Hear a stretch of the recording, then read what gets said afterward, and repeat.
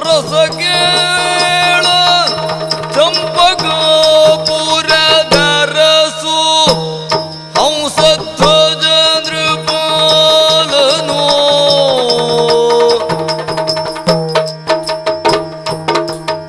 ಅರಸು ಹಂಸಧ್ವಜ ನೃಪಾಲನೋ ಪುರ ವಿಜಯ ಭುಜ ಶೌರ್ಯ ಸಾಗಸ ಮಲ್ಲ ನಿಶ್ಚಯ ಪುರ ವಿಜಯ ಭುಜ ಶೌರ್ಯ ಸಾಗಸ ಮಲ್ಲ ನೆನೆಸಿ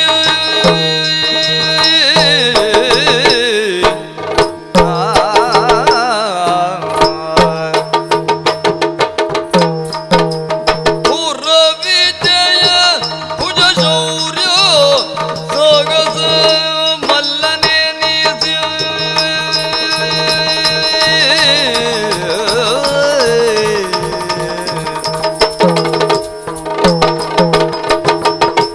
ಪುರ ವಿಜಯ ಭುಜ ಶೌರ್ಯ ಸಾಗಸ ಮಲ್ಲ ನೆನೆಸಿ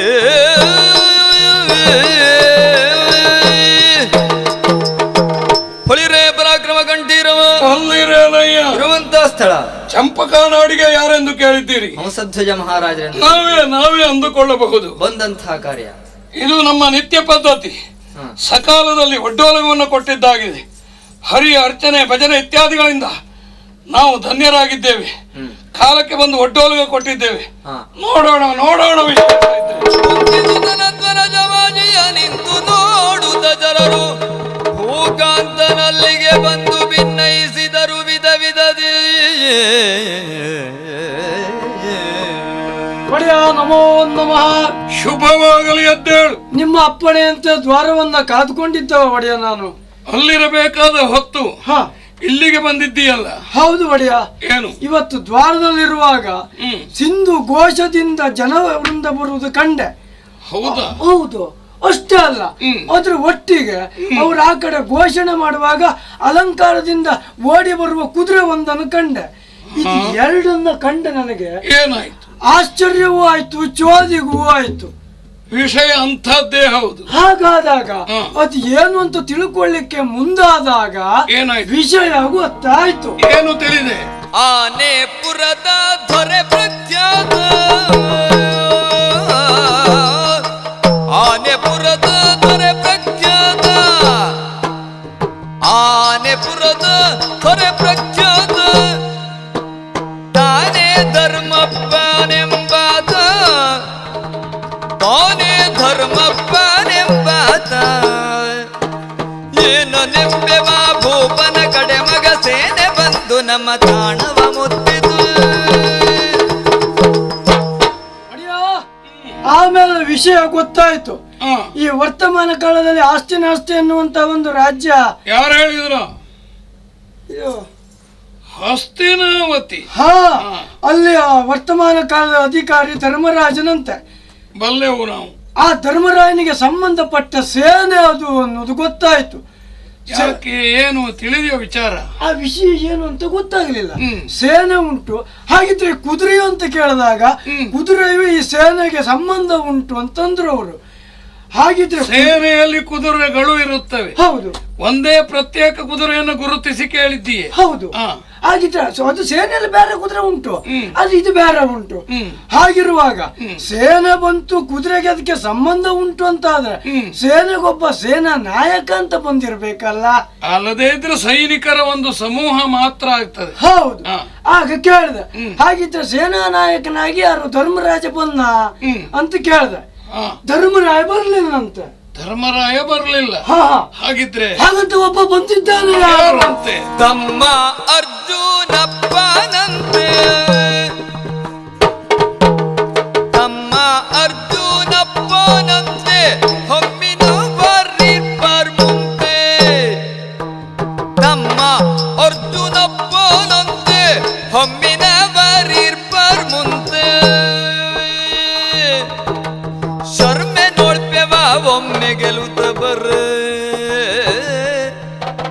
ಶರ್ಮೆ ನೋಡ್ಪೆವ ಒಮ್ಮೆ ಗೆಲುತ್ತ ಬುರೆ ಗುಮ್ಮಿಡುತ್ತಲಿ ನಮ್ಮ ಹಮ್ಮ ನಿಲ್ಲಿಸಿದರು. ಸರ್ವೆ ನೋಡ್ತೇವ ಒಮ್ಮೆಗೆ ನುತ ಬರೆ ಗುಮ್ಮಿಡುತ್ತಲಿ ನಮ್ಮ ಹಮ್ಮ ನಿಲ್ಲಿಸಿದರು.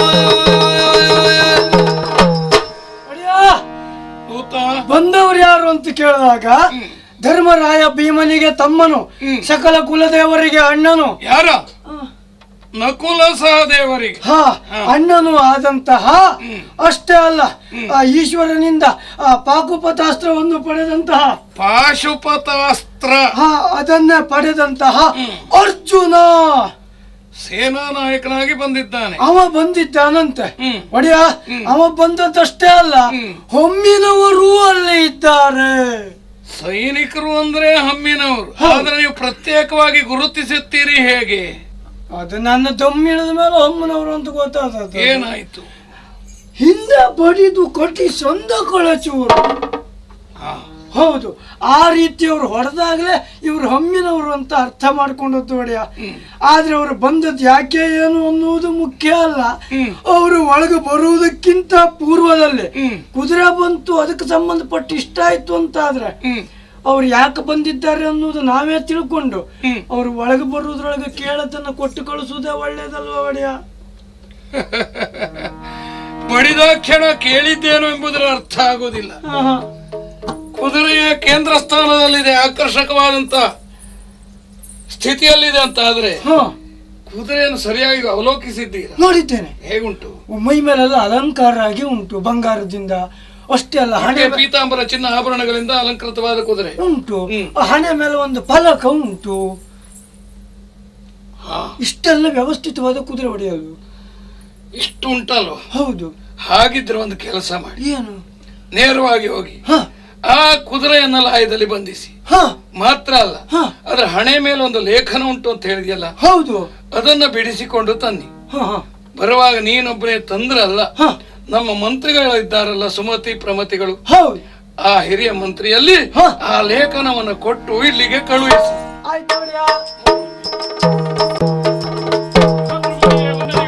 ಶುಭವಾಗಲಿ. ಅದರ ದೂತ ಬಂದು ಹೇಳಿದ್ದಾನೆ, ಅಶ್ವವನ್ನ ಬಂಧಿಸಿ ಅಶ್ವದ ಹಣೆಯಲ್ಲಿರುವಂತಹ ಲೇಖನವನ್ನು ತೆಗೆದುಕೊಂಡು ಬಂದಿದ್ದೇನೆ. ಅದೇ ಕುತೂಹಲದಲ್ಲಿದ್ದೇನೆ. ವಿಷಯ ಏನು ಎಂದು ತಿಳಿಯಬೇಕು. ಸಂಕ್ಷಿಪ್ತವಾಗಿ ಎಲ್ಲರೂ ತಿಳಿಯುವ ಹಾಗೆ ವಾಚಿಸೋಣವಾಗಲಿ. ರಾಜವಂಶ ಮುನಿದಿ ರಾಜಾದಿರಾಜ, ರಾಜವಂಶ ಮುನಿದಿ ರಾಜಾದಿರಾಜ, ಮಹಾರಾಜನಾಗಿಗ ಯುಧಿಷ್ಠಿರನ, ಮಹಾರಾಜನಾಗಿಗ ಯುಧಿಷ್ಠಿರನ ರಾಜಿಸುವ ಹಯಮೇಧದ ಸ್ವವಿದು, ರಾಜಿಸುವ ಹಯಮೇಧದ ಸ್ವವಿದು, ಮಿಡುಕುಳ್ಳ ರಾಜರಿದ ಗಟ್ಟಿಗಾದುದು.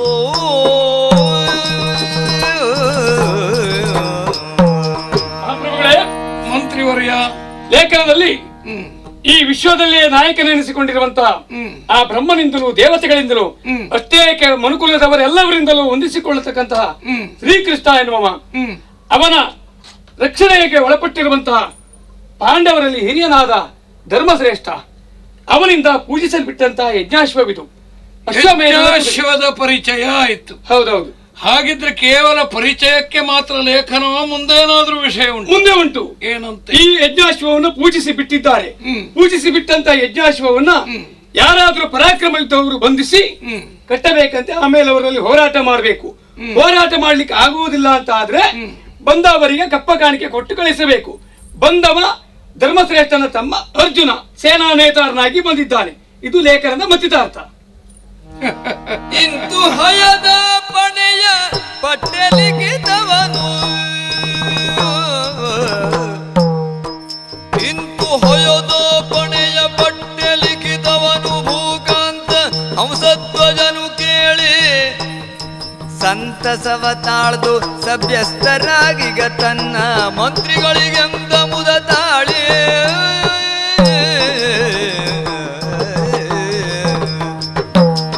ಮಂತ್ರಿಗಳಿರ ಕೇಳಿ ಈಗ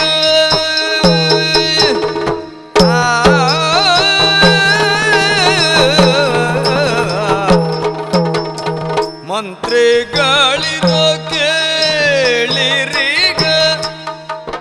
ಓ ಮಂತ್ರಿಗಳಿರ ಕೇಳಿ ಈಗ ಶ್ರೀಕಾಂತನ ಕಾಣುವ ಯೋಗ ಶ್ರೀಕಾಂತನ ಕಾಣುವ ಯೋಗ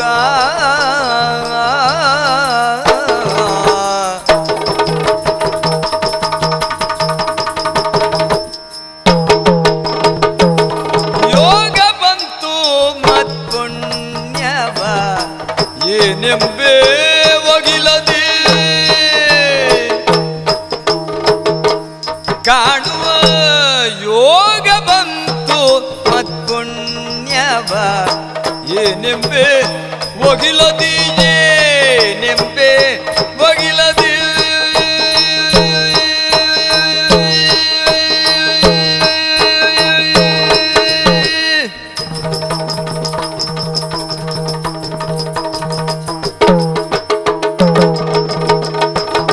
ಯೋಗ ಬಂತು ಮತ್ಪುಣ್ಯವ ಏನೆಂಬೆ ಒಗಿಲದಿ ಕುಂತಿಸುತನ ತ್ವರದ ಹಯದನ್ನಂತೆ ತಾನೆ ಬಂದುದಿಲ್ಲಿಗೆ ಕುಂತಿಸುತನ ತ್ವರದ ಹಯದನ್ನಂತೆ ತಾನೆ ಬಂದುದಿಲ್ಲಿಗೆ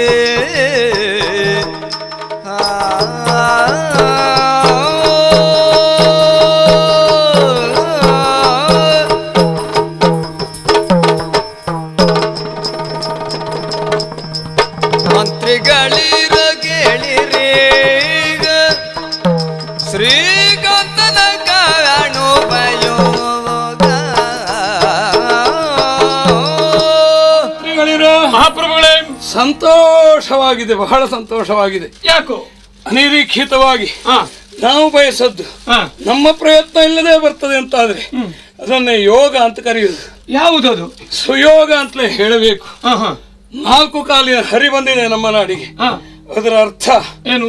4 ಭುಜದ ಹರಿದರ್ಶನದ ಯೋಗ ಬಂದಿದೆ ಅಂತಲೇ ಅರ್ಥ. ಕುದುರೆ ಬರುವುದಕ್ಕೂ ಇದಕ್ಕೂ ಹೇಗೆ ಸಂಬಂಧ? ಮಂತ್ರಿಗಳೇ, ಓ ಈ ಚಂಪಕಾನಾಡು ವೀರ ವೈಷ್ಣವರ ಆಳ್ವಿಕೆಯಲ್ಲಿ ಮುಂದುವರೆದು ಬಂದಿದೆ. ಅಂತ ನಾವು ನಮ್ಮ ಜನ್ಮದ ಸಾರ್ಥಕತೆ ಇರುವುದು ಹರಿಯ ದರ್ಶನದಲ್ಲಿ ಎಂದು ಸಂಕಲ್ಪಿಸಿಕೊಂಡವರು. ಕೌಟುಂಬಿಕವಾಗಿ 4 ಪುರುಷಾರ್ಥದ ಉಪಾಧಿಯಲ್ಲಿ 4 ಗಂಡು ಮಕ್ಕಳು, ಆರತಿಗೊಬ್ಬಳು ಮಗಳು ಅನ್ನೋ ಹಾಗೆ ಕುಹಲೆ ಕೈ ಹಿಡಿದಂತ ಸುಗರ್ಭಾದೇವಿ ಈ ಮಕ್ಕಳಿಗೆಲ್ಲ ಜನ್ಮ ಕೊಟ್ಟು ಈ ಕುಟುಂಬ ಸಂತೃಪ್ತ ಕುಟುಂಬ ಆಗಿದೆ. ಆಳ್ವಿಕೆಯಲ್ಲಿ ಕುಂದೊಂದು ಇಲ್ಲ. ಆದರೆ ನಿಶ್ಚಿಂತೆಯಿಂದ ನೆಮ್ಮದಿಯಲ್ಲಿ ಮೈಮರ್ತವರಲ್ಲ. ಜನ್ಮದ ಸಾರ್ಥಕತೆಗೆ ಬೇಕಾದ ಹರಿದರ್ಶನ ಎಂದು ಆಲೋಚಿಸುತ್ತಿರುವಾಗಲೇ ಕುಂತಿಸುತನ ದ್ವರದ ಹಯ ತನ್ನಿಂದ ತಾನೇ ಬಂತು. ನಾವು ಇಲ್ಲಿ ಕರೆಸದ್ದಲ್ಲ, ಯಾರೋ ಇಲ್ಲಿಗೆ ಅದನ್ನು ಅಟ್ಟಿಕೊಂಡು ಬಂದದ್ದು ಅಲ್ಲ. ಹೀಗೆ ಬಂತು ಅಂತ ಆದ್ರೆ ಹರಿದರ್ಶನದ ಸೌಭಾಗ್ಯ ಆ ಹರಿ ಕರುಣಿಸ್ತಾ ಇದ್ದಾನೆ ಎನ್ನುವುದೇ ಅರ್ಥ. ಹೇಳುವುದಕ್ಕೆ ಕಾರಣ ಇಲ್ಲದೆ ಇಲ್ಲ.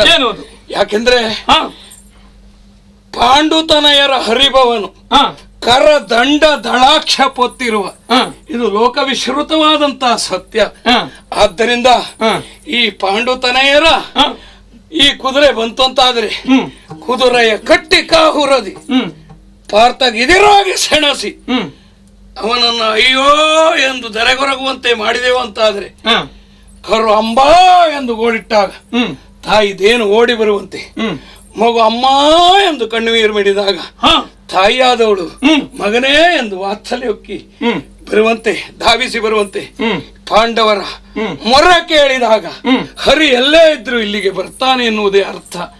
ಆದ್ದರಿಂದ ಪಾಂಡುತನಯರ ಹರಿಭವನ್ನು ಹೊತ್ತಂತ ಆ ಕರದಂಡ ದಳಾಕ್ಷರನ್ನ ಭರಿಸುವುದಕ್ಕೆ ಗಂಡುತನದ ಉಪಾಯ. ಯಾಕೆಂದ್ರೆ ನಮ್ಮ ವರ್ಣಾಶ್ರಮಕ್ಕೆ ಉಚಿತವಾದಂತ ಕರ್ತವ್ಯವನ್ನು ನಾವು ಮಾಡಬೇಕು. ಸ್ವಧರ್ಮೇ ನಿಧನಶ್ರೇಯ.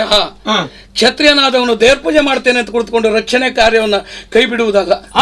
ಆದ್ರಿಂದ ನಮ್ಮ ಸ್ವ ಉದ್ಯೋಗದಲ್ಲಿ ನಾವು ಭಗವಂತನನ್ನು ಕಾಣುವುದಕ್ಕೆ ಸಾಧ್ಯ ಅಂತ ಆದ್ರೆ ಅದಕ್ಕಿಂತ ಧನ್ಯತೆ ಬೇರೊಂದಿಲ್ಲ. ಆದ್ರಿಂದ ಪಾಂಡವರಿಗೆ ಒಂದು ಕೃತಜ್ಞತೆ ಉಂಟು. ಯಾಕೆಂದ್ರೆ ಚಂದ್ರವಂಶದ ಮೇಲೆ ನಮ್ಗೆ ಗೌರವ ಉಂಟು, ಹರಿಯ ಮೇಲೆ ನಮಗೆ ಭಕ್ತಿ ಉಂಟು. ಹರಿಯ ಅನುಗ್ರಹದಿಂದ ಪಾಂಡವರು ಮಾಡುವಂತಹ ಕಾರ್ಯಕ್ಕೆ ಸಹಾನುಭೂತಿ ಉಂಟು. ಆದ್ರೆ ಒಂದು ಅವಕಾಶ ಇಟ್ಟಿದ್ದಾರೆ, ಮಿಡುಕುಳ್ಳವರು ಕಟ್ಟಿ ಕಾದುವುದು. ಈ ವಾಕ್ಯವನ್ನೇ ಬರೆಯದೇ ಇದ್ರೆ ಇದನ್ನ ಕಂಡ ನೀವು ಗೌರವದಿಂದ ಕಪ್ಪ ಕಾಣಿಕೆ ಕೊಟ್ಟು ನಮಗೆ ಸಹಕರಿಸಬೇಕು ಅಂತ ಬರೆದಿದ್ರೆ 2 ಮಾತಿಂದೇ ಕೊಟ್ಟು ಸಹಕರಿಸಬಹುದಾಗಿತ್ತು. ಆದ್ರೆ ಮಿಡುಕುಳ್ಳವರು ಕಟ್ಟಿ ಕಾದುವುದು ಈ ಒಂದು ಅವಕಾಶವನ್ನು ಧರ್ಮರಾಜ ನಮಗೆ ಕಲ್ಪಿಸಿಕೊಟ್ಟಿದ್ದಾನೆ ಅಂತಾದ್ರೆ ಗಂಡುತನದ ಉಪಾಯ, ಹರಿಯನ್ನು ಕಾಣುವುದಕ್ಕೆ, ಅಂಡಲಯದ ಅಚ್ಯುತನನ್ನು ಕರೆಸುವುದಕ್ಕೆ ಉಪಾಯ ಇದು. ಇದು ನೀವೇನೋ ಹೇಳ್ತೀರಿ, ಆದ್ರೆ ಸಂದರ್ಭವೇ ಬೇರೆ ಅಲ್ವೇ? ಹೇಗೆ? ಈಗ ಆತ ಬರುವುದು ಪಾರ್ಥನ ರಕ್ಷಣೆಗಾಗಿ. ಹೌದು, ನಮ್ಮ ಭಕ್ತಿಗೋ ಶ್ರದ್ಧೆಗೋ ಒಲಿದು ಬರ್ತಾ ಇರುವುದಲ್ಲ. ಪಾರ್ಥನ ರಕ್ಷಣೆಗಾಗಿ ಬಂದಂತ ಆತ ನಮ್ಮನ್ನ ಓಲೈಸ್ತಾನೆ ಎಂಬ ಆಸೆಯೇ ನಿಮಗೆ? ಚಂಪಕ ನಾಡಿನ ಭಕ್ತ ರಕ್ಷಕನಾಗಿ ಭಕ್ತವತ್ಸಲನಾಗಿ ಬರುವುದಲ್ಲ, ಪಾರ್ಥ ಸಾರಥಿಯಾಗಿ ಕಂಗೊಳಿಸುತ್ತಾನೆ. ಹೌದೌದು. ಆಗ ನಾವು ಮಾಡುವುದೇನು ಎಂಬ ಪ್ರಶ್ನೆ ನಿಮ್ಮನ್ನು ಆತಂಕಕ್ಕೊಳಪಡಿಸಿದೆ. ಖಂಡಿತವಾಗಿ ಯೋಚಿಸಿ.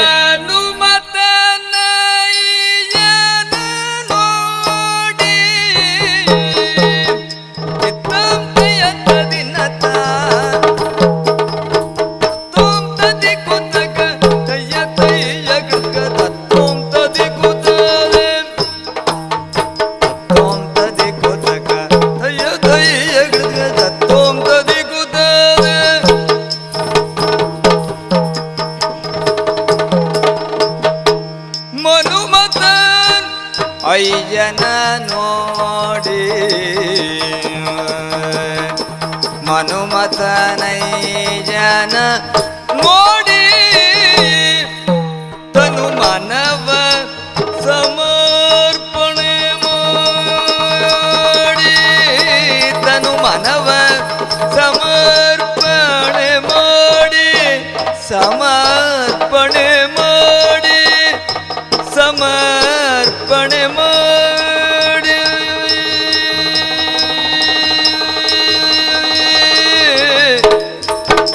ತನು ಮನವ ಸಮರ್ಪಣೆ ಮಾಡಿ,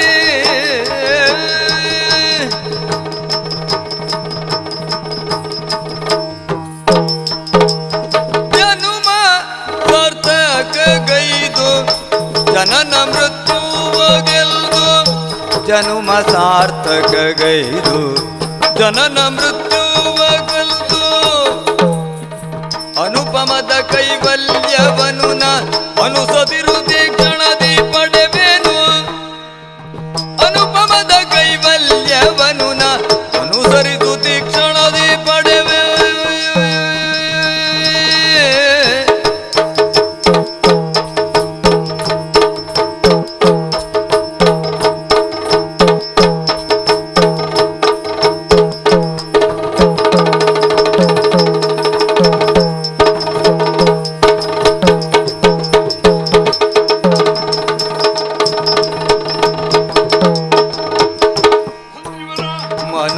ಮನುಮತನೈಜನ ನೋಡಿ ತನು ಮನವ ಸಮರ್ಪಣೆ ಮಾಡಿ.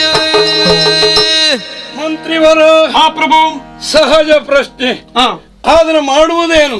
ಏನು ಮಾಡುವುದೆಲ್ಲ ಮುಗಿದು ಹೋಗಿರ್ತದೆ. ಯಾವಾಗಲೂ ಈ ಜನ್ಮಕ್ಕೆ ನಾವು ಬರುವುದೇ ಕರ್ಮ ಬಂಧನದ ಕಾರಣದಿಂದ, ಜನ್ಮಾಂತರದ ಕರ್ಮದ ಫಲದಿಂದ. ಹಾಗೆ ಒಂದು ಸಾಧನ ಅವಶ್ಯಕತೆ ಇರ್ತದೆ. ಎಲ್ಲಿವರೆಗೆ ಅದಕ್ಕೆ ಸಂಬಂಧಪಟ್ಟ ಕಾರ್ಯ ಮುಗಿಯುವವರೆಗೆ. ಒಂದು ರಥದ ಅವಶ್ಯಕತೆ ಇರ್ತದೆ. ಎಲ್ಲಿವರೆಗೆ ನಾವು ಎಲ್ಲಿಗೆ ಹೋಗ್ಬೇಕೋ ಅಲ್ಲಿಗೆ ಹೋಗುವವರೆಗೆ. ಅಲ್ಲಿಗೆ ಹೋದ್ಮೇಲೆ ರಥದ ಅವಶ್ಯಕತೆ ಇರುವುದಿಲ್ಲ. ಹಾಗೆ ಪುರುಷಾರ್ಥ ಚತುಷ್ಟಯದಲ್ಲಿ ಶ್ರೇಷ್ಠವಾದಂತ ಮೋಕ್ಷವನ್ನೇ ನಾವು ಸಂಪಾದಿಸಿದೆವು ಅಂತಾದರೆ ಮತ್ತೆ ಮಾಡಬೇಕಾದ್ದೇನಿಲ್ಲ. ಅಲ್ಲಿಗೆ ಕರ್ಮ ಬಂಧನಗಳೆಲ್ಲ ಮುಗಿದು ಹೋಗ್ತದೆ. ಯಾಕೆ ಈ ಮಾತನ್ನು ಹೇಳ್ತೇನೆ? ಯಾಕಾಗ್ಯೋ? ಆ ಮನುಮಥನಯ್ಯ ಶ್ರೀಹರಿ ಜನಾರ್ದನ ಗೋಕುಲದಲ್ಲಿ ಹುಟ್ಟಿ ಬೆಳೆದು ಗೋಪಾಲಕರ ಕುಲಕ್ಕೆ ಒಂದು ಮರ್ಯಾದೆಯನ್ನು ತಂದ ಮಹಾನೀಯ. ಆ ದೇವಾದಿ ದೇವನನ್ನು ಕಂಡೆ ಅಂತಾದ್ರೆ ಮುಗಿದೋಯ್ತು. ಅಲ್ಲಿ ಮತ್ತೆ ಮಾಡಬೇಕಾದ್ದೇನಿಲ್ಲ. ತನು ಮನ ಧನ ಸಂಪತ್ತು ಸರ್ವಸ್ವವನ್ನು ಆ ಶ್ರೀಪಾದದಲ್ಲಿ ಸಮರ್ಪಿಸಿ ನಾನು ಧನ್ಯನಾಗ್ತೇನೆ. ನಾವು ನಂಬಿದ್ದು ಹೇಗೆ? ಈ ಲೋಕದ ಎಲ್ಲರಿಗೂ ಎಲ್ಲವುದಕ್ಕೂ ಎಲ್ಲವುದನ್ನು ಕರುಣಿಸಿದವ ಶ್ರೀಹರಿ ಸರ್ವೋತ್ತಮ ಎಂದು, ಸರ್ವಶಕ್ತ ಎಂದು. ಆತನಿಂದ ಕೊಡಲ್ಪಟ್ಟದ್ದು ಆತನಿಗೆ ನಾವು ತಿರುಗಿ ಕಾಣಿಕೆಯಾಗಿ ಸಮರ್ಪಿಸಿದೆವು ಅಂತಾದ್ರೆ ಕೊಟ್ಟದ್ದನ್ನು ತಿರುಗಿ ಕೊಟ್ಟು ನಾವು ಋಣಮುಕ್ತರಾಗುತ್ತೇವೆ. ನಾನು ಮುಕ್ತನಾಗುತ್ತೇನೆ. ಮೋಕ್ಷ ಸಾಮ್ರಾಜ್ಯವನ್ನ ಪಡಿತೇನೆ. ಅನುಪಮದ ಚಿದ್ ಘನ ಕೈವಲ್ಯ ನನ್ನ ಅಂಗೈ ನೆಲ್ಲಿಕಾಯಿ ಆಗುತ್ತದೆ. ಇದಕ್ಕಿಂತ ಧನ್ಯತೆ ಇನ್ನೇನು ಬೇಡ, ಇನ್ನೇನು ಬೇಡ. ಜನನ ಮೃತ್ಯುವ ಗೆಲ್ದು ಜನ್ಮ ಸಾರ್ಥಕಗೈದ ಆ ದಿವ್ಯ ಕ್ಷಣ ಸಂಪ್ರಾಪ್ತವಾದ ಮೇಲೆ ಮುಗಿದೋಯ್ತು. ಮತ್ತೆ ಆಗಬೇಕಾದ್ದೇನಿಲ್ಲ. ಮಹಾಪ್ರಭುಗಳೇ, ಇದು ಅಷ್ಟು ಸುಲಭದ ಕಾರ್ಯವೇ? ಅಂದ್ರೆ ಇದಕ್ಕೆ ನಮ್ಮ ಸೇನೆ ಎಲ್ಲ ಸನ್ನದ್ಧ ಆಗ್ಬೇಕಲ್ಲವೇ? ಯುದ್ಧ ಸನ್ನಾಹಗೈಯಬೇಕು. ಹೊಡೆಸಿದನು ಡಂಗುರವ ದ್ರವ್ಯವ ಕೊಡಿಸಿದನು ಸೈನಿಕನ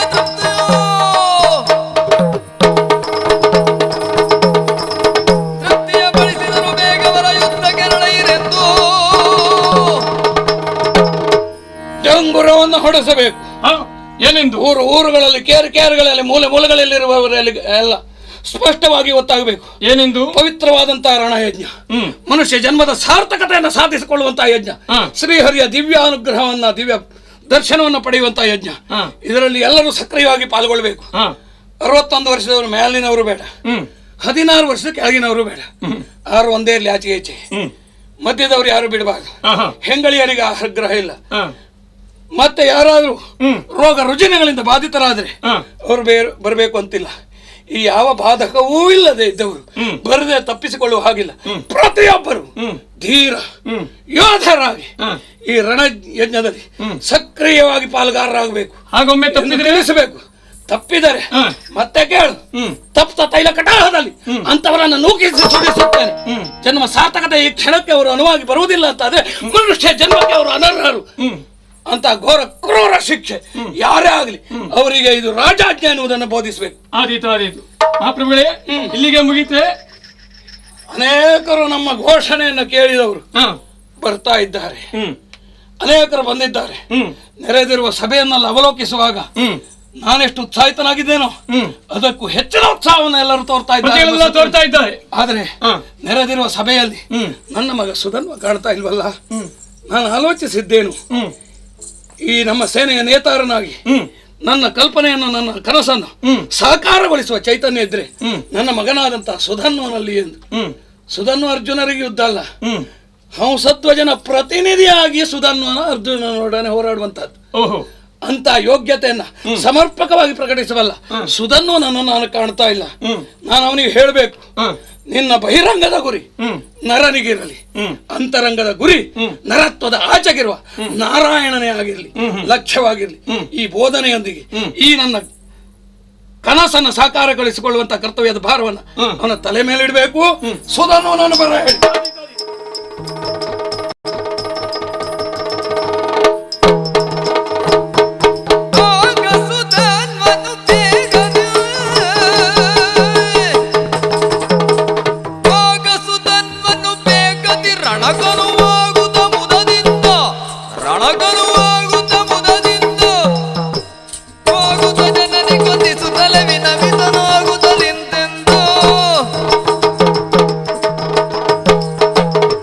ತಂದೆಯಿಂದ ಆಜ್ಞೆಯಾಯಿತಲ್ಲ, ಪಾಂಡವರ ಸೈನ್ಯ ಬಂದಿದೆ, ಅದಕ್ಕೆ ಯುದ್ಧದ ನೇತಾರನಾಗಿ ನನ್ನ ತಂದೆ ನನ್ನನ್ನು ಆಶೀರ್ವದಿಸಿ ಕಳುಹಿಸುತ್ತಾ ಇದ್ದಾನೆ. ಇವತ್ತಿನ ಯುದ್ಧದ ಉದ್ದೇಶ ನರನನ್ನ ನೋಯಿಸುವುದರ ಮುಖೇನ ಹರಿಯನ್ನ ಭರಿಸುವಂತಹ ಮಹತ್ವಾಕಾಂಕ್ಷೆ ನನ್ನ ತಂದೆಯದ್ದು. ನನ್ನ ತಂದೆಯ ಆಶಯವನ್ನು ಈಡೇರಿಸುವುದಕ್ಕೆ ಚಂಪಕಾವತಿ ನಾಡಿನ ಪ್ರತಿಯೊಬ್ಬ ಪ್ರಜೆಗಳ ಹರಿದರ್ಶನವನ್ನ ಪಡೆಯಬೇಕೆಂಬಂತ ಆಸೆಯನ್ನ ಫಲಿಸುವುದಕ್ಕಾಗಿ ನಾನಿವತ್ತು ಹೊರಟು ನಿಂತಿದ್ದೇನೆ. ಇನ್ಯಾಕೆ ತಡ? ಆದ್ರೆ ಇಂತಹ ಮಹತ್ ಕಾರ್ಯದ ಸಾಧನೆಯಲ್ಲಿ ಫಲವನ್ನ ಪಡೆಯಬೇಕಾದ್ರೆ ಹಿರಿಯರ ಆಶೀರ್ವಾದ ಮುಖ್ಯ. ಹಾಗಾಗಿ ನನ್ನ ತಾಯಿಯಲ್ಲಿಗಾಗಿ ಹೋದೆ, ಅಮ್ಮನಿಂದ ಆಶೀರ್ವಾದವನ್ನ ಪಡೆದೆ. ಹಾಗೆ ಆಶೀರ್ವಾದವನ್ನ ಹೊಂದಿ ಬರುತ್ತಾ ಇರುವಾಗ ಅದ್ಯಾರು ಬರ್ತಾ ಇರುವುದು? ಅವನೀಶೋಗೆ ಏಳು ಸುದಯನ್ಮನ ಸೋದರಿ, ಅವನೀಶೋಗೆ ಏಳು ಸುದಯನ್ಮನ ಸೋದರಿ, ಕುವಲ ಜಂಬ ಬಳ ಸಮಯದೇ ನವಗಂಧೋಕ್ಷತೆ ವೀಳ್ಯವನು ಕೊಂಡು ಬರುತ್ತದೆ, ಅಗ್ರಭವನೋಳಿಂದಳ ತರ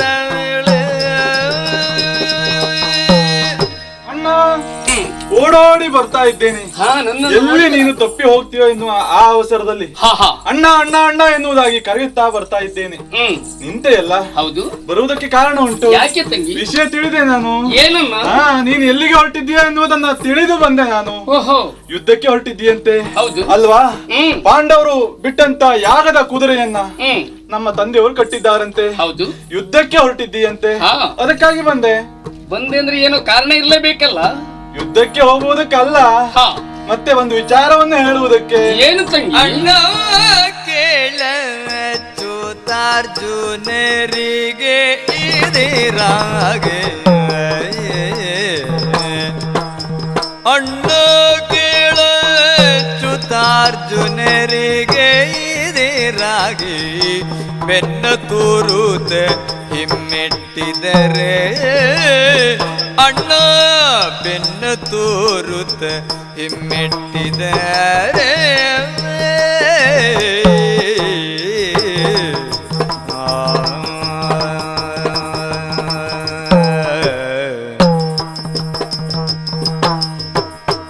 ಎನ್ನೆಯ ಮಾವ ಮೈದುನನಾದಿನೀಜರ್ ಮುಂದೆ.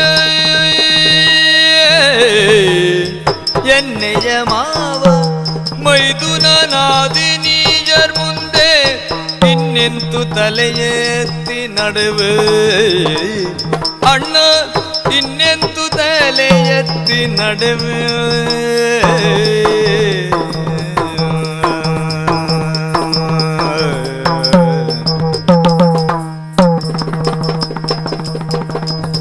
ಎನ್ನೆಯ ಮಾವ ಮೈದುನನಾದಿನೀಜರ್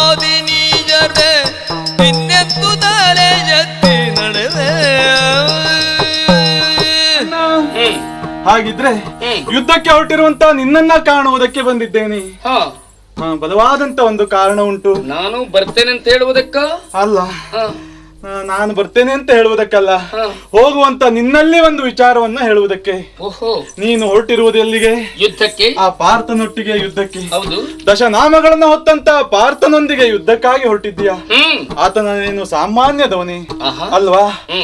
ಹಾಗಿದ್ರೆ ಅಂತ ಪರಾಕ್ರಮಿಯೊಡನೆ ಹೋರಾಡುತ್ತಿರುವಂತಹ ಸಂದರ್ಭದಲ್ಲಿ ಅಲ್ಲ, ಈಗ ಹೇಳ್ತೇನೆ ಅಂತ ಬೇಸರಿಸಬಾರದು. ಮತ್ತೆ ನಿನ್ನ ಉತ್ಸಾಹವನ್ನ ಕುಂದಿಸುವುದಕ್ಕೆ ಹೇಳುವಂತ ಮಾತಲ್ಲ ಇದು. ಒಂದು ವೇಳೆ ನೀನು ಆತನನ್ನ ಸೋಲಿಸ್ತೀಯ ನನಗೆ ಗೊತ್ತುಂಟಣ್ಣ. ಆದ್ರೂ ಎಲ್ಲಿಯಾದರೂ ಯುದ್ಧಕ್ಕೆ ಹಿಮ್ಮೆಟ್ಟಿ ಬಂದರೆ ಹೌದಾ, ಸಮಸ್ಯೆ ಇರುವುದು ಇಲ್ಲಿಯೇ. ಹಿಮ್ಮೆಟ್ಟಿದ್ರೆ ಏನಾಗುತ್ತದೆ? ಏನಾಗ್ತದೆ? ನಾನು ಹೇಗಿದ್ದೇನೆ ಈಗ? ನೀನು ಪ್ರಬುದ್ಧಾವಸ್ಥೆಗೆ ಬರ್ತಾ ಇದ್ದೀಯಾ. ಬಾಲ್ಯವನ್ನ ಕಳೆದು ಯೌವನಾವಸ್ಥೆಗೆ ಬಂದಿದ್ದೇನೆ. ಬಂದಂತ ನನಗೇನ್ ಮಾಡ್ತಾರೆ ಹೇಳು? ಮದುವೆ ಮಾಡ್ತಾರೆ. ಹೌದಾ? ಮದುವೆ ಮಾಡಿದ್ರೆ ನಾನು ಎಲ್ಲಿ ಹೋಗ್ತೇನೆ? ಗಂಡನ ಮನೆಗೆ ಹೋಗ್ಬೇಕು. ಹಾಗಿದ್ರೆ ಆ ಮನೆಯಲ್ಲಿ ಗಂಡ ಒಬ್ಬನೇ ಇರ್ತಾನ? ಚೇಚೆ ಇಲ್ವಲ್ಲ. ತುಂಬಿದ ಮನೆಯನ್ನ ಸೇರಬೇಕು ಎನ್ನುವಂತ ಆಸೆಯನ್ನು ಹೊತ್ತವಳು ನಾನು. ಹೌದಾ? ಹಾಗಿದ್ರೆ ಅಲ್ಲಿ ಅತ್ತೆ ಇರ್ತಾರೆ, ಮಾವ ಇರ್ತಾನೆ, ಮೈದುನ ಇರ್ತಾರೆ. ಹೀಗೆ ತುಂಬಿದ ಆ ಸಮಾಜದಲ್ಲಿ ನಾನು ಹೋಗಿ ಸೇರಿಕೊಳ್ತೇನೆ ಅಲ್ವಾ? ಆದ್ರೆ ಅತ್ತಿಗೆ ಒಳ್ಳೆಯವರು ಇರಬಹುದು ಅಲ್ಲ, ನಾನೇನು ಜಗಳ ಮಾಡುವವಳು ಅಲ್ವಲ್ಲ. ಬಂದ್ರೆ ಬಿಡುವುದಿಲ್ಲ, ಅದು ಬಿಡ್ಲಿಕ್ಕೆ ಆಗ್ತದ? ಸರಿ ಸರಿ. ಹಾಗಿದ್ರೆ ಎಲ್ಲಿಯಾದ್ರೂ ಅತ್ತಿಗೆ ಆದವಳು ನೀನ್ ಯಾರು, ನಿನ್ನ ಹುಟ್ಟು ಕುಲ ಎಲ್ಲ ಗೊತ್ತುಂಟು ನನಗೆ ಅಂತ ಹೇಳಿದ್ರೆ, ಸುಧನ್ವನ ತಂಗಿ ಅಲ್ಲೋ ನೀನು, ದುರಕ್ಕೆ ಹಿಮ್ಮೆಟ್ಟಿದಂತ ಆತನ ತಂಗಿ ನೀನು ಎನ್ನುವುದಾಗಿ ಹೀಯಾಳಿಸಿ ಮಾತನಾಡುವುದಿಲ್ವೇ? ಹೌದಾ? ಹಾಗೆ ಹೇಳಿದ್ರೆ ನಾನು ಮುಖವನ್ನ ಎತ್ತಿ ಹೇಗೆ ಬದುಕಲಿಕ್ಕೆ ಸಾಧ್ಯ ಉಂಟು ಅಲ್ವಾ? ನನಗೂ ಅವಮಾನವೇ, ತನ್ಮೂಲಕವಾಗಿ ನಿನಗೂ ಅವಮಾನವೇ ಅಲ್ವಾ? ನನ್ನ ತಂದೆಯವರಿಗೂ ಅವಮಾನವಾಗುವಂತ ವಿಷಯ. ಹಾಗಿದ್ರೆ ದುರಕ್ಕೆ ಹಿಮ್ಮೆಟ್ಟಬಾರದು ಅಂತಾದ್ರೆ ನಾನು ಏನೋ ಮಾಡಬೇಕೆಂಬ ಆಸೆ ನಿನಗಿದೆ ಅಂತ ಆಯ್ತು. ಒಂದು ವೇಳೆ ಪಾರ್ಥನನ್ನ ನೀನು ಜಯಿಸಿದೆ ಅಂತಾದ್ರೂ ಪಾರ್ಥನ ರಕ್ಷಣೆಗೆ ಯಾರು ಬರ್ತಾರೆ? ಅರ್ಜುನನ ರಕ್ಷಣೆ ಬರುವ ಕೃಷ್ಣ. ಹಾಗಿದ್ರೆ ನಮ್ಮ ಮೂಲ ಉದ್ದೇಶ ಏನು? ಕೃಷ್ಣನನ್ನ ಕಾಣಬೇಕು, ಹರಿಯನ್ನ ಭರಿಸಬೇಕು. ಹೌದು. ಹಾಗಿದ್ರೆ ದುರದಲ್ಲಿ ಕೃಷ್ಣ ಮೆಚ್ಚುವಂತೆ ನೀನು ಹೋರಾಡಬೇಕು. ಯಾವ ರೀತಿಯಲ್ಲಿ? ಅರ್ಜುನನ್ನ ಸೋಲಿಸಬೇಕು. ಹೌದಾ? ಆಯ್ತು. ಇಂತ ಒಂದು ಆಸೆಯನ್ನ ಹೊತ್ತಿದ್ದೇನೆ ನಾನು. ಆಯ್ತು, ಏನು ತಪ್ಪಿಲ್ವಲ್ಲ? ಖಂಡಿತ ಇಲ್ಲ. ಹಾಗಿದ್ರೆ ಹೋಗುವಂತ ನಿನಗೆ ಇದು ಗೆಲಿದು ಬಾರೆಂದು ಜನನಿ ಸೋದರಿಯರು, ಗೆಲಿದು ಬಾ ಬಾರೆಂದು ಜನನಿ ಸೋದರಿಯರು ಸೇಸೆ ತಳೆದು ಹರಸಿಗಳೋಗಿದರು. ತುಂಬು ಹೃದಯದಿಂದ ಹೇಳ್ತಾ ಇದ್ದೀನಿ, ಹೋಗಿ ಜಯಶೀಲನಾಗಿ ಬಾ. ಈ ತಂಗಿಯ ಆಸೆ ಇದು. ಆಯ್ತು. ಜನನಿ ಸೋದರಿಯ ಬೀಳ್ಕೊಂಡು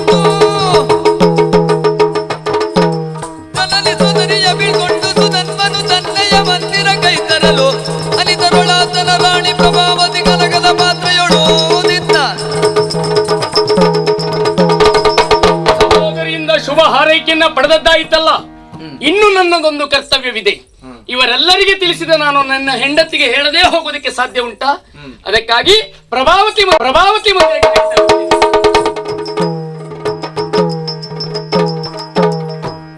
ಅನುಲೇಪನ ಕಸ್ತೂರಿ ವೀಳ್ಯಂಗಳ ಮಿನುಗುವ ಸಂಪಿಗೆ ಪೂಗಳಿರಿಸಿಕೊಂಡು ಇನಿಯನಿಗಿದಿರಾಗುತ್ತ ಬಂದಳು. ಇನಿಯನಿಗಿದಿರಾಗುತ್ತ ಬಂದಳು ಕಾಮನ ಮದದಾನೆಯೊಲು. ಇನಿಯನಿಗಿದಿರಾಗುತ್ತ ಬಂದಳು ಕಾಮನ ಮದದಾನೆಯೊಲು.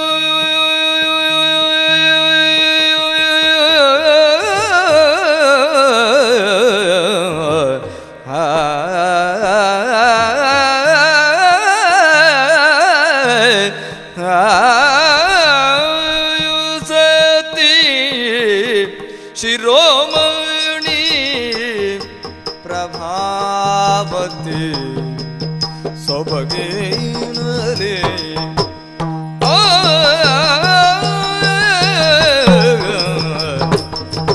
ಸತಿ ಶಿರೋಮಣಿ ಪ್ರಭಾವತಿ ಸೊಬಗಿನಲಿ ಪ್ರಭಾವತಿ ಸೊಬಗಿನಲಿ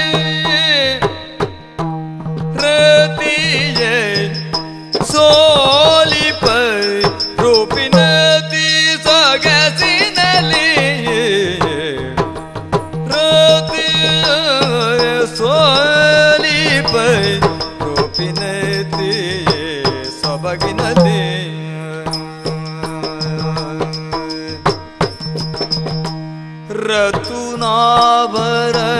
ರತುನಾಭರಣಗಳ ಜ್ಯೋತಿ ಬೆಳಗುತ್ತಲೇ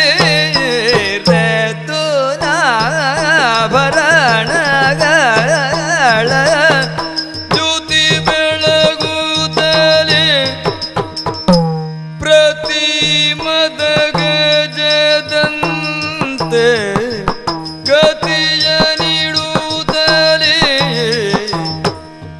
ಪ್ರತಿಮದ ಗಜದಂತ ಗತಿಯ ಇಡುತ್ತಲೇ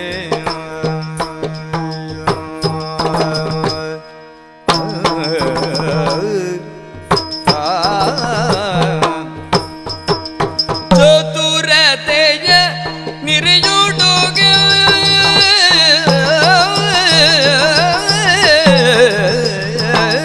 ಚತುರತೆಯ ನಿರೆಯುಡುಗೆಗಳ ಶೋಭಿತದ ಚೊಲ್ವಿನ ಅರ್ಧಚಂದ್ರಾಕೃತಿಯ ಪಣೆ ಕಸ್ತೂರಿ ತಿಲಕ ಪ್ರೋಲತೆಯ ಮಾನಿನಿ ಅತಿ ಗರುಷದಲ್ಲಿ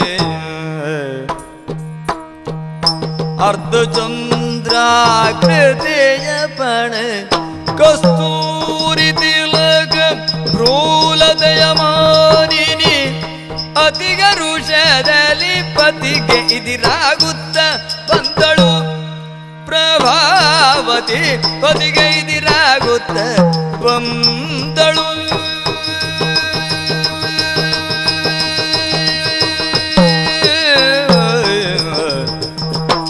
ಪತಿಗೆ ಇದಿರಾಗುತ್ತ ಬಂದಳು ಪ್ರಭಾವತಿ ಪತಿಗೆ ಇದಿರಾಗುತ್ತ ಬಂದಳು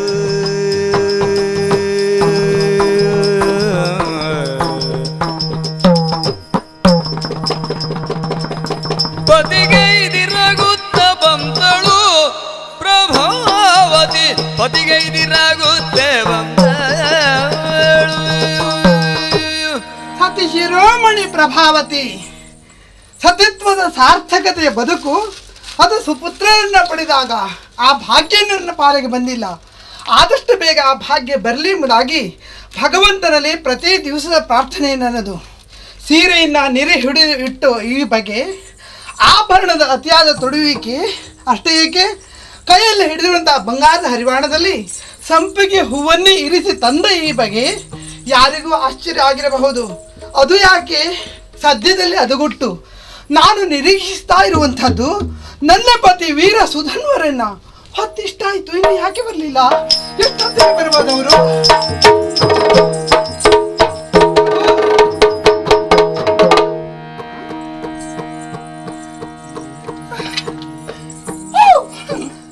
ಏನಾಯ್ತೆ? ಇದು ಕನಸಲ್ಲ, ನನಸೆಯ ಭ್ರಮೆಯೂ ಅಲ್ಲ, ಇದು ವಿಭ್ರಮೆಯೂ ಅಲ್ಲ. ಅಲ್ಲ ಅಂತ ಆದ್ರೂ ಒಂದು ಮಾತು ಕೇಳ. ಓ ನಲ್ಲ ಅವಲಿಗೆ ಪಯಣವಯ್ಯ ಪ್ರಾಣಕಾಂತ ಕೈಗುತಾಂ ಸಾಂಸ್ಕೃತಿಕ ದಿನದ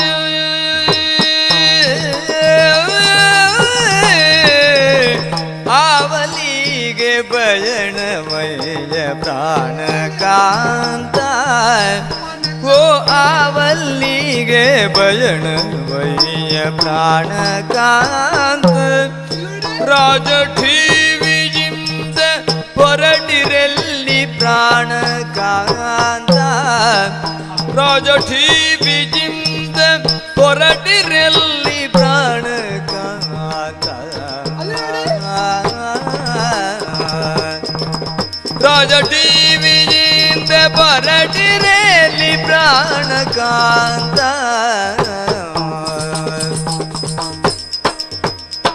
ಚಂದನವ ಅಡರಿಕೊಂಡು ಪ್ರಾಣಕಾಂತ ಚಂದನವ ಅಡರಿಕೊಂಡು ಪ್ರಾಣಕಾಂತ ಬಲು ಚಂದದಿಂದ ಹೊರಟಿರಲ್ಲಿ ಪ್ರಾಣಕಾಂತ ಬಲು ಚಂದದಿಂದ ಹೊರಟಿರಲ್ಲಿ ಪ್ರಾಣಕಾಂತ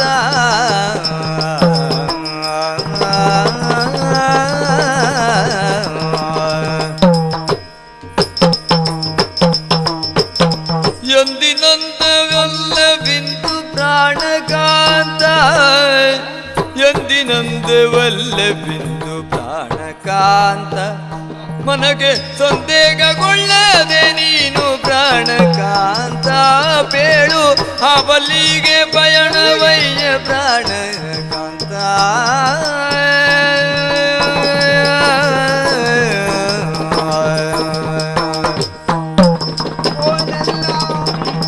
ಅವಲ್ಲಿಗೆ ಪಯಣವಯ್ಯ ಪ್ರಾಣಕಾಂತ ಸ್ವಾಮಿ. ನನಗೆ ಆಶ್ಚರ್ಯ, ಯಾಕೆ? ಎಲ್ಲಿಗೆ ಹೋಗುವುದಾದ್ರೂ ಪ್ರಭಾ ಇಂತಲ್ಲಿಗೆ ಹೋಗುವವ, ತಿರುಗಿ ಇಂತಿಷ್ಟು ದಿವಸಕ್ಕೆ ಬರುವಂತವ ಎಂಬುದಾಗಿ ಹೇಳಿ ಹೋಗುವ ಸ್ವಭಾವ ನಿಮ್ಮದು. ಇವತ್ತು ನೋಡ್ತೇನೆ ಒಂದು ಮಾತನಾಡದೆ ಎಲ್ಲಿಗೆ ಹೊರಟಿದ್ದೀರಲ್ಲ ನೀವು? ಹೌದು ಹೌದು. ಎಲ್ಲಿಗೆ ಹೊರಟದ್ದು? ಯಾರು ನೀವು? ಈಗ ಅಪಶಕರನ್ನ ಮಾತಾಡ್ತೀಯ ನೀನು? ಅಪಶಕನ ಅಲ್ಲ ಅದು. ನಾನು ಬಂದದ್ದು ಇಲ್ಲಿಗೆ, ಎಲ್ಲಿಗೆ ಹೋಗುದು ಕೇಳಲೇಬಾರ್ದು. ವಿಶೇಷವಾದಂತ ನಿಮ್ಮ ಆ ರಾಜ ಟಿವಿ ಅಷ್ಟೇ ಏಕೆ, ರಥ ಏರಿ ಬಂದವರು ನೀವು. ಆ ರಥದಲ್ಲಿ ಕಟ್ಟಿರುವಂತಹ ಕುದುರೆಯನ್ನು ಸಹ ಬಿಡಿಸಿಲ್ಲ. ಅಂದ್ರೆ ಅವಸರ ಪಟ್ಟೆಯಲ್ಲಿಗೆ ಬಂದವರು. ಅಷ್ಟೇ ಅಲ್ಲ, ನಿಮ್ಮ ಸ್ವಭಾವದಲ್ಲಿಯೂ ಬದಲಾವಣೆ ಆಗಿದೆ. ಕೋಮಲವಾದ ಸ್ವಭಾವ ಹೊಂದಿರುವಂತಹ ನೀವು ನಾನು ಕೇಳಿದ್ರು ಹೇಳದೇ ಇರುವಂತಹ ಪರಿಸ್ಥಿತಿಗೆ ಮುಟ್ಟಿದ್ದೀರಲ್ಲ. ಭಾವ ಭಕ್ತಿಯಿಂದ ಅಲ್ಲಲ್ಲ, ಭಕ್ತಿ ಭಾವದಿಂದ ಕೈ ಮುಗಿದು ಬೇಡ್ತೇನೆ. ಎಲ್ಲಿಗೆ ಎಂಬುದಾಗಿ ಹೇಳಬಾರ್ದ? ಇನ್ನು ನೀವು ಹೇಳದೇ ಇದ್ರೆ ಗಂಗೆ ಯಮನೆ ಭಾಗೀರಥಿ ತ್ರಿವೇಣಿ ಸಂಗಮ ಈ ಕಣ್ಣಲ್ಲಿ ನಮ್ಮಯ್ಯ ಒಂದು ಹೊಳೆಯಾಗಿ ಹರಿತದೆ ಅಲ್ಲ? ಖಂಡಿತ. ಆವಲ್ಲಿಗೆ ಎಲ್ಲೇ ಬೇಕಾ ಹೇಳಿ. ಪ್ರಭಾವತಿ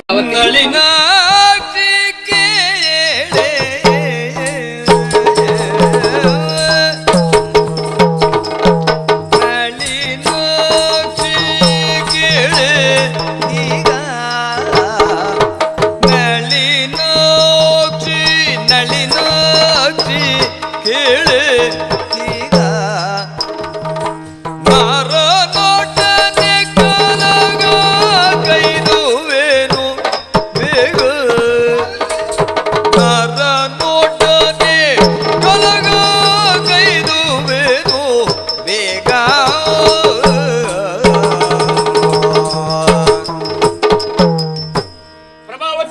ಸ್ವಾಮಿ ನನ್ನ ಪ್ರಯಾಣ ಎಲ್ಲಿಗೆ ಅಂತಲ್ವೋ ಹೌದು ನಿನ್ನಲ್ಲಿ ಹೇಳಲಿಕ್ಕೆ ಅಂತಲೇ ಬಂದವ ನಾನು.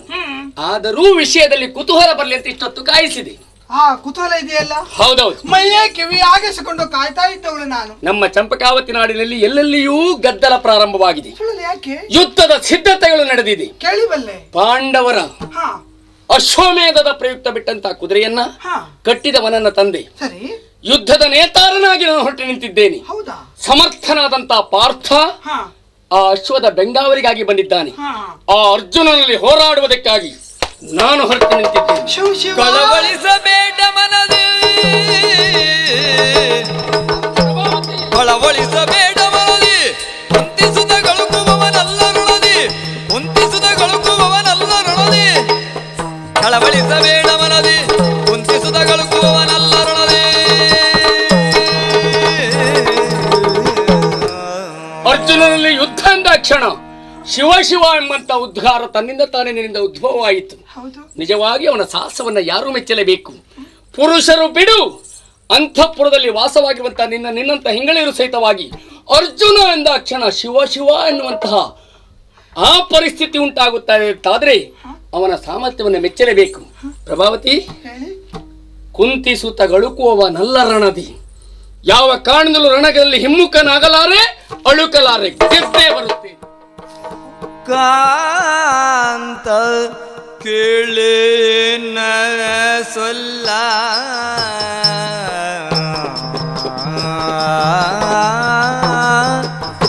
ಕಾಂತ ಕೇಳೆನ್ನು ಸೊಲ್ಲ, ಪಾರ್ಥನನು ಕೊಂತೋಪಿತ ಬಿಡುವನಲ್ಲ, ಪಾರ್ಥನನು ಕಂತೂಪಿತ ಬಿಡುವನಲ್ಲ.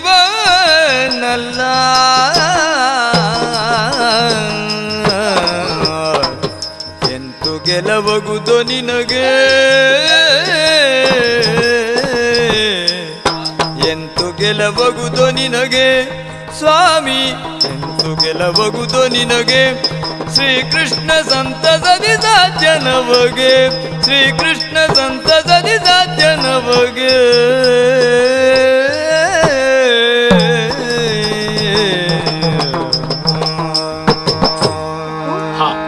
ಪಾರ್ಥನ ಜೊತೆ ತಾವೇಗೆ ಯುದ್ಧಕ್ಕೆ ಹೊರಟಿದ್ದೀರಾ? ಹೌದು ಎಂಬ ಈ ಮಾತನ್ನ ಕೇಳಿದಾಕ್ಷಣದಲ್ಲಿ ನನಗರಿವಿಲ್ಲದ ಹಾಗೆ ಕಮ್ಮನೆ ಕಣ್ಣಿಂದ ಜಾರಿತು. ಯಾಕೆ ಹಾಗಂತ ನಿಮ್ಮ ಪರಾಕ್ರಮದಲ್ಲಿ ಶಂಕೆ ತಾಳೆ ಖಂಡಿತ ಅಲ್ಲ ಪ್ರಭು. ಮತ್ತೇನು? ಒಬ್ಬ ಪಾರ್ಥ ಅಲ್ಲ, 10 ಜನ ಪಾರ್ಥರು ಒಮ್ಮೆ ಯುದ್ಧಕ್ಕೆ ಬಂದ್ರು ಗೆಲ್ಲುವಂತ ಶಕ್ತಿ ಸಾಮರ್ಥ್ಯ ನನ್ನ ಪತಿ ವೀರ ಸುಧನ್ವ ನಿಮಗಿದೆ ಪ್ರಭು. ಆದರೂ ಶಂಕೆ ಯಾಕೆ? ಬೇರೆ ಯಾವುದಕ್ಕಲ್ಲ, ನಾವೆಲ್ಲ ತಿಳಿದಿರುವ ಹಾಗೆ ಇತಿಹಾಸದ ಅನತಿ ದೂರದಲ್ಲಿ ನಡೆದಿರುವಂತಹ ಕುರುಕ್ಷೇತ್ರ, ಅಲ್ಲಿ ಆ ಕೌರವರೇನು ಸಾಮಾನ್ಯ ಪರಾಕ್ರಮಿಗಳೇ, ದ್ರೋಣ ಭೀಷ್ಮಾದಿಗಳು ಸಾಮಾನ್ಯದವರೇ ಅಲ್ಲ, ಅಂಥವರೇ ಯುದ್ಧದಲ್ಲಿ ಮಣ್ಣನ್ನು ಮುಕ್ಕಿದ್ದಾರೆ. ಆ ಅರ್ಜುನನಿಗೆ ಕೃಷ್ಣ ಸಾರಥ್ಯ ಇದೆ. ತನ್ನ ಸಹಸ್ರನಾಮದಲ್ಲಿ ಪಾರ್ಥ ಸಾರಥಿ ಎನ್ನುವುದಾಗಿ ನಾಮೂನೆ ಅಳವಡಿಸಿಕೊಂಡಿರುವಂತಹ ವ್ಯಕ್ತಿ ಅರ್ಜುನ ಬರುತ್ತಾನೆ ಅಥವಾ ಪಾರ್ಥ ಬರುತ್ತಾನೆ, ಹೆದರಿಕೆ ನನಗಿಲ್ಲ.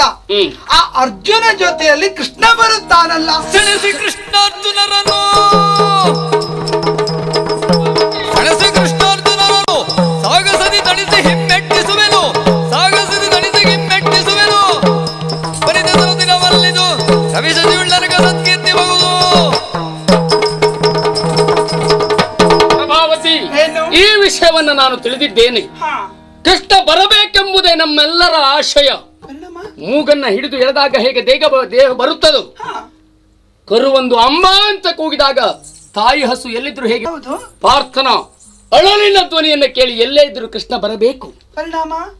ಬಂದಾಗ ಸೆಣಸಿ ಕೃಷ್ಣಾರ್ಜುನನು ನನ್ನ ಸಾಹಸದಿಂದ ಪರಮಾತ್ಮನನ್ನ ಮೆಚ್ಚಿಸುತ್ತೇನೆ.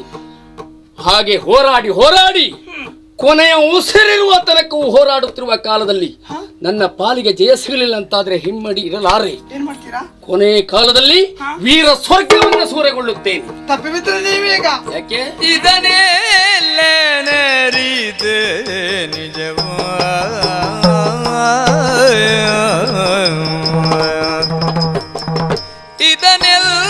ಇದನ್ನೆಲ್ಲನರಿದೆ ನಿಜವ,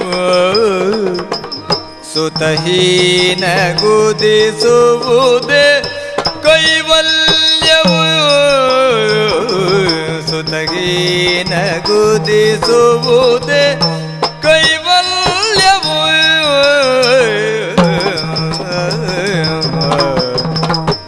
ಇದುವೆ ಋತು ಸಮಯವೆನಗೆ ಇದುವೆ ಋತು ಸಮಯವೆನಗೆ ಇದುವೆ ಋತು ಸಮಯವೆನಗೆ ಲಾಲಿಪುದು ಹದಗಾಲ ಬೆಳೆ ಮಾಳ್ಗೆಗೆ ಲಾಲಿಪುದು ಹದಗಾಲ ಬೆಳೆ ಮಾಳ್ಗೆಗೆ ಸ್ವಾಮಿ ಸ್ವಾಮಿ ಸ್ವಾಮಿ ಸ್ವಾಮಿ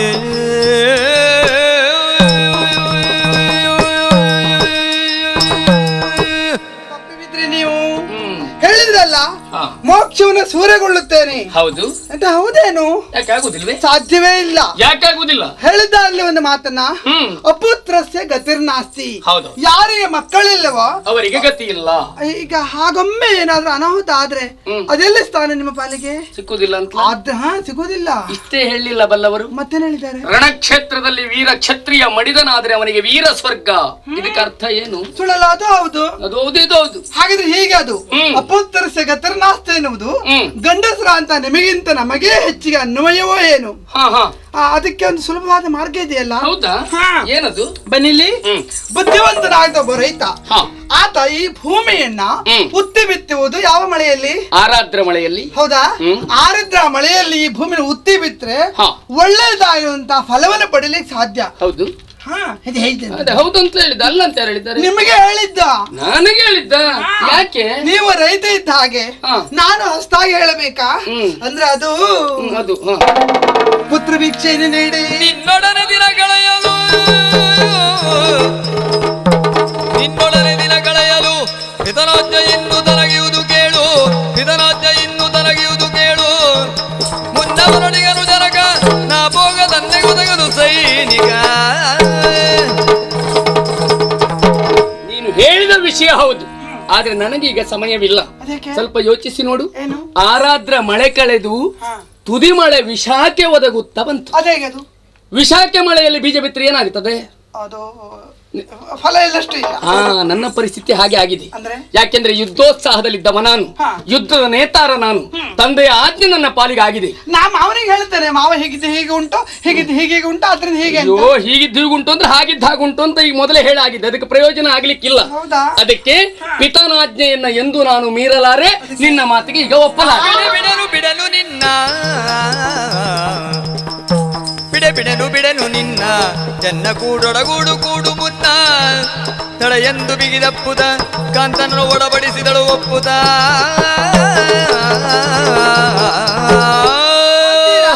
ಹೇಗೆ ಹೋಗ್ತೀರಾ? ಹೇಗೆ ಹೋಗ್ತೇನೆ? ಒಂದು ಮಾತು ನೆನಪಿಟ್ಟುಕೊಳ್ಳಿ. ಏನು? ಹೆಂಡತಿಯ ಮನೆಗೆ ಬರುವಾಗ ಗಂಡಸರ ಅಂತ ನಿಮ್ಮ ಸ್ವಂತ ಇಚ್ಛೆ.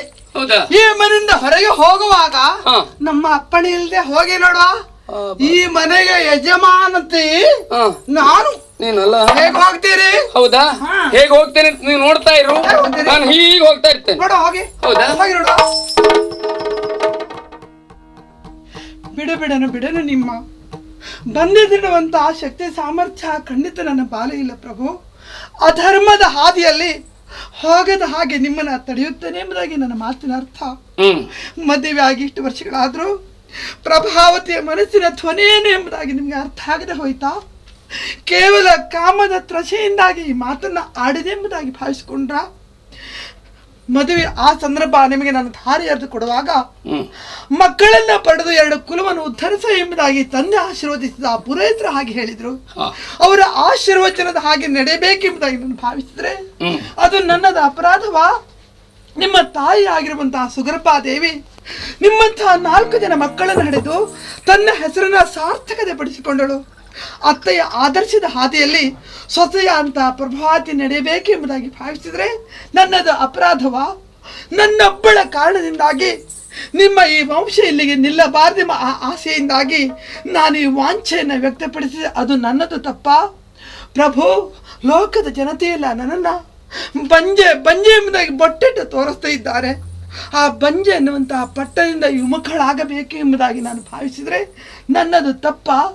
ಹೆಣ್ಣಿಗೆ ಸಹಜವಾಗಿ ತಾಯ್ತನದ ಹಮ್ಮಲೆಯಿಂದಾಗಿ ಮಕ್ಕಳನ್ನು ಪಡೆಯಬೇಕೆಂಬುದಾಗಿ ಭಾವಿಸಿದರೆ ಅದು ನನ್ನದ ಅಪರಾಧವಾ? ಇಷ್ಟೆಲ್ಲ ಅಪರಾಧ ಎಂಬುದಾಗಿ ತಾವು ನಿರ್ಧರಿಸುವುದೇ ಸತ್ಯ ಅಂತಾದ್ರೆ ಒಂದು ಉಪಕಾರ ಮಾಡ್ತೀರಾ? ಏನು? ನಿಮ್ಮ ಹೃದಯದ ಮೂಲೆಯಲ್ಲಾದ್ರೆ ಪ್ರಭಾವತಿಯ ಬಗ್ಗೆ ಒಂದಷ್ಟು ಪ್ರೀತಿ ಉಂಟು ಅಂತಾದ್ರೆ ಯಾವ ಕೈಯಿಂದ ಈ ಹೆಣ್ಣಿನ ಕೊರಳಿಗೆ ಮಾಂಗಲ್ಯ ಕಟ್ಟಿದ್ದೀರೋ ಅದೇ ಕೈಯಿಂದ ಒಂದು ದೊಡ್ಡ ವಿಷ ಕೊಟ್ಟು ಹೋಗಿ. ಪ್ರಭಾವತಿ, ಸುತಿಗಿ ಷೋಡಶದ ಋತು ಸಮಯ,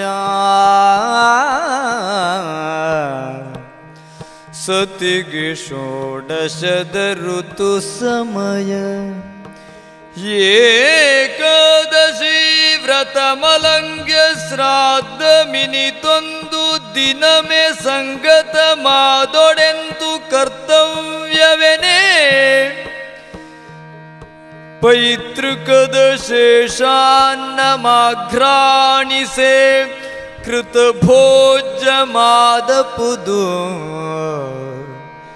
ಪೈತೃಕದ ಶೇಷಾನ್ನಮಾಘ್ರಾಣಿಸೆ ಕೃತ ಭೋಜ್ಯ ಮಾದಪುದು, ನಡುವಿರುಳ್ಗಳೆದ ವನಿತೆಯ ನೊಡಗೂಡಬಹುದು,